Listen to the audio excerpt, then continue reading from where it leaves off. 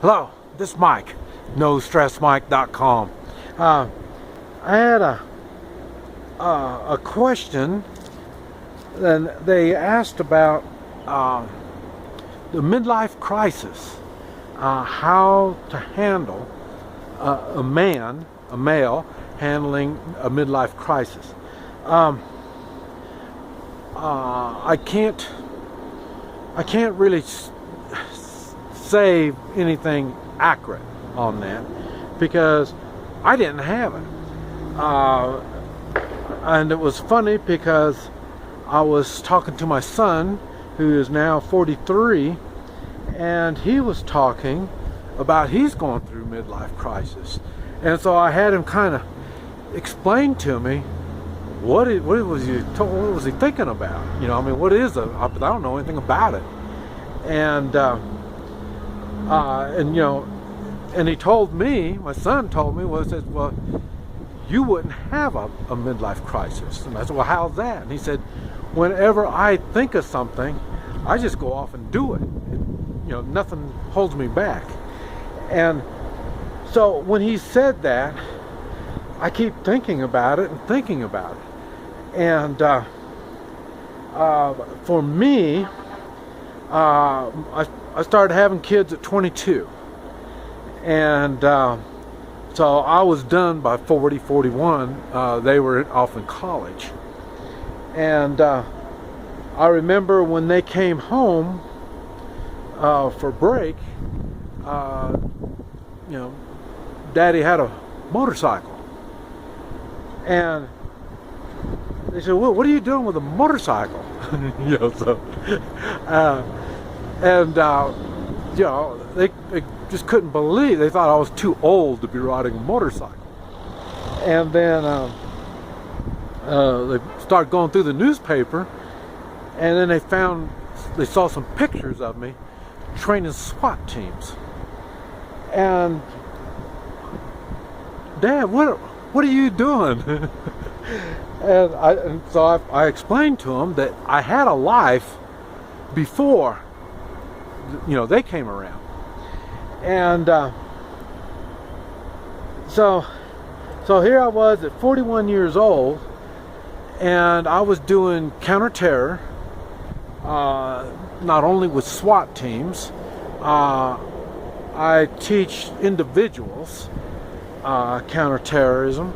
I specialized in counter-kidnapping and hostage rescue. And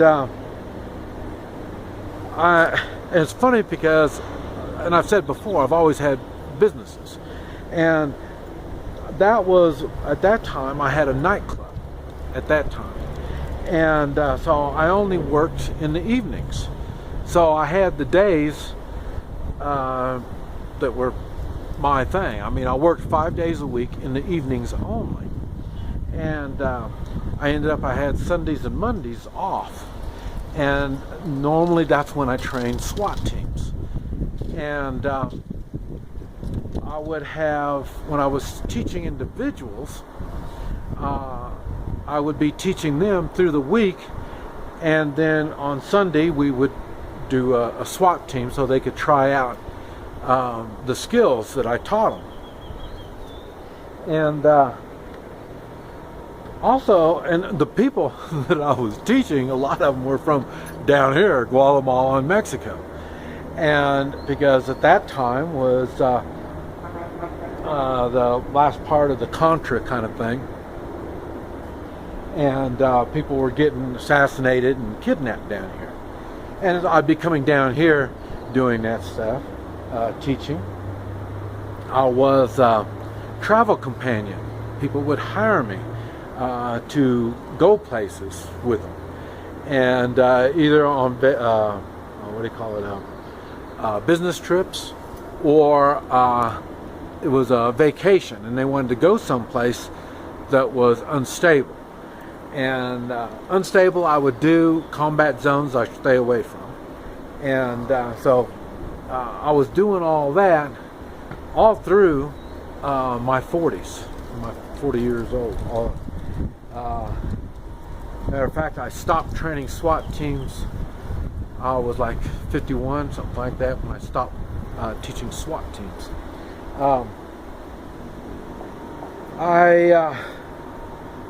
I make it a point every year I would go on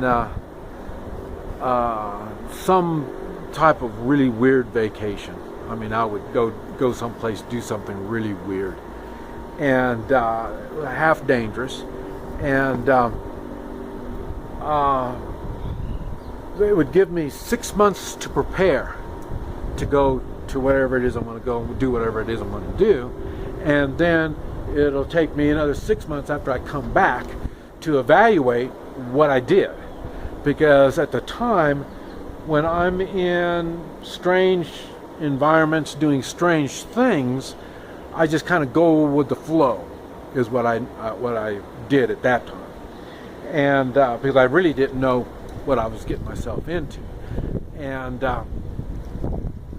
so I just kind of followed the lead of everybody around me, and so I seen a lot of really weird things, a lot of immoral things, and so I had to make judgments on what it is that I'm seeing and work with it.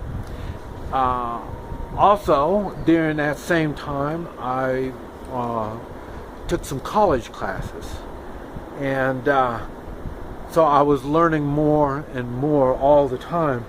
And matter of fact, that's when I started learning acupuncture. Started learning how to do acupuncture, and started taking medical classes.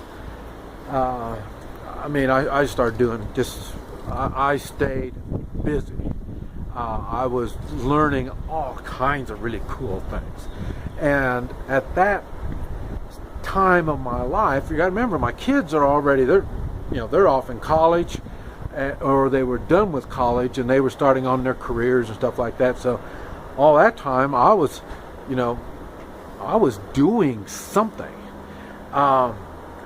So, and I say now, my son, I say, he's got a sports car. He bought this sports car, and they got a regular track. It's not an oval track. I mean, it's a windy track like that, and they open it to the public once a month. And so he bought a sports car. He works on the sports car, and tweaking it out and trying to get the most out of it and all this kind of stuff. And then that's what he's doing. And I really, to tell you the truth, I really don't think it's fulfilling him. Like I say, I was going through this stuff. I didn't have time to think or do anything. I mean, I was constantly busy. He's not. But then again, his kids are, like I say, less than 10 years old. So I'm sure he's looking at it differently than me. Like I say, after the kids go up to college, I was concerned when my kids were younger. I was concerned about setting a good example for them, and that was really, my whole life was like that. So if I'm setting a good example for them, I don't do life and death type activities. I try to be the father and someone that my daughter can look at and say, oh, I want a husband like that, and I want my son to look at me and say, well, yeah, I want to grow up and be like my dad. So I was trying my best to be civilized, I guess you might call it. And I say, at that same time, I had the nightclub. I was learning computers. I did photography. That was back in the early 90s, is when digital electronics was really starting up really big. And so I was buying all the fancy stuff and trying to make movies and edit them and stuff like that. So I was constantly busy. Now, for people, like I say, I'm still not sure. My son's talking about it, and I think he's got plenty of money. That's not the point. The money isn't the problem. I think what it is, it's the idea of he doesn't feel like he's accomplished all he can accomplish. And when you're in your 40s, as a male, well, as male and female, you're in the 40s is when you start having health issues, and they're just little things. Normally, they're just little things, and but it's enough to tell you you're not the same as you used to be, and so I think that has something to do with it.